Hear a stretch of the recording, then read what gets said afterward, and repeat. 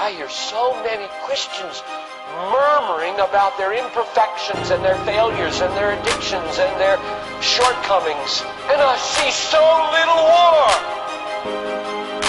Murmur, murmur, murmur. Why am I this way?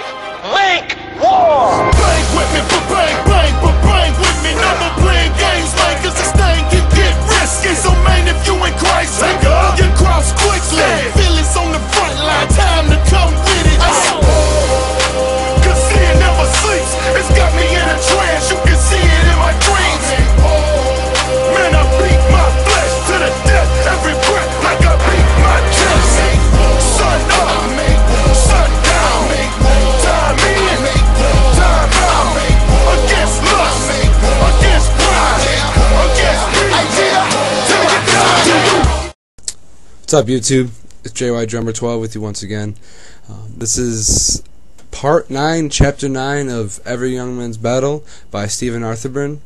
And we're going to be talking about compromising your faith and beliefs. All it takes is a few wrong choices to separate yourself from the Lord Almighty. And when you look at alcoholics and what happened to their lives, you know, you could see how just that one drink every day is turned into more, and it's kind of like this: like first the man takes a drink, and then the drink takes the drink, and then the drink takes the man. And this is the kind of like the idea of the slippery slope idea. And you could see this in shoplifters today.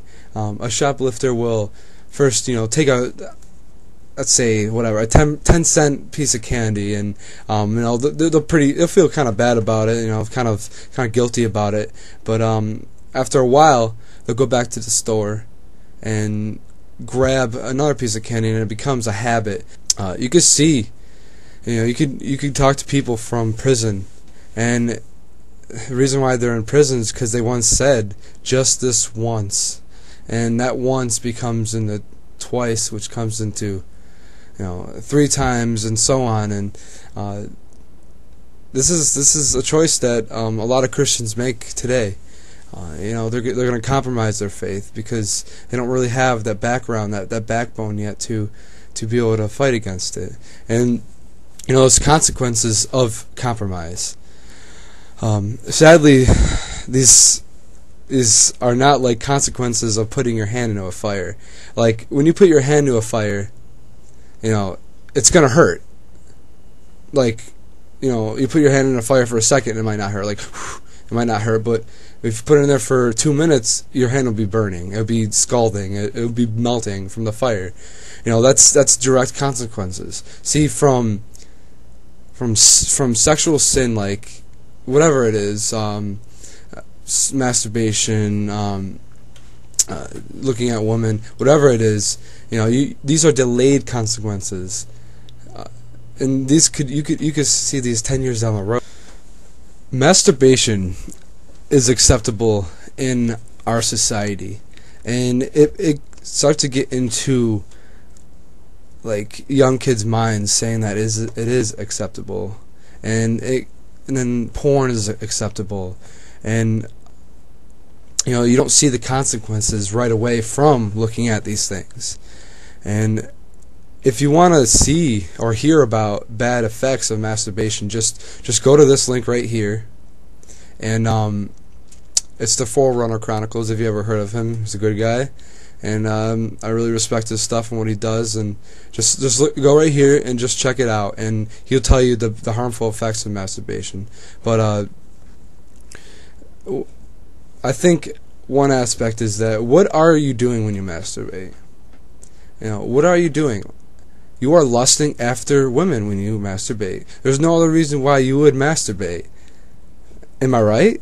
You're lusting after women. You have that picture in your mind, and you're bringing it up, that you stored in there, and you're lusting after her. And these women don't belong to you. These women don't belong to be in your thoughts like that. And then ultimately these women become objects of your lust, and it directly, this ends up in turn directly impacting your relationship with women. You treat these women like objects, and like it becomes more of you trying to have sex with them instead of trying to have a good friendly relationship with them. Masturbation is also a slippery slope. It starts off at masturbation, but it usually goes farther than that. From masturbation to fooling around with women, pornography, and ultimately sex and other stuff like that. And these women become objects of your gratification, and it becomes more and worse and worse and worse the older you get.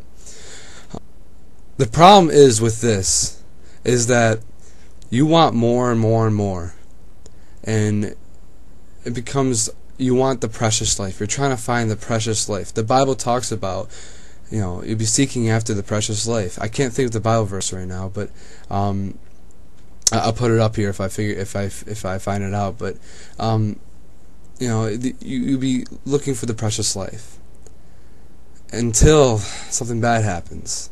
For one, she get pregnant. Premarital sex. There's a lot of premarital sex, and there's a lot of pregnancies before marriage. And I'm not trying to make anyone feel bad, but I don't think it's God. Obviously, it's not God's will for that to happen, but it happens. And I thank God for all the people that keep the baby or have the baby adopted, because that baby deserves to live. That the baby deserves the right to live and have a life, though it was an accident. Further saying, like, you could also get STDs and diseases like that. And where I was having a discussion with a kid on YouTube, and I said, STDs are a result of premarital sex. And what I meant is that having sex with multiple partners, you could ultimately get STDs from it. And all this ultimately weakens your relationship with God. It destroys your relationship with God. In this world today, we are in war. We are in war today. Every day is war. Every day is a battle against sin. The song I just put up, like that song, I love it. And every day is war. We are in war today. So let's make war. And next time I'll be talking a little more about masturbation, and just about masturbation and all that stuff. So today, make war. Let's win it. What happened to you?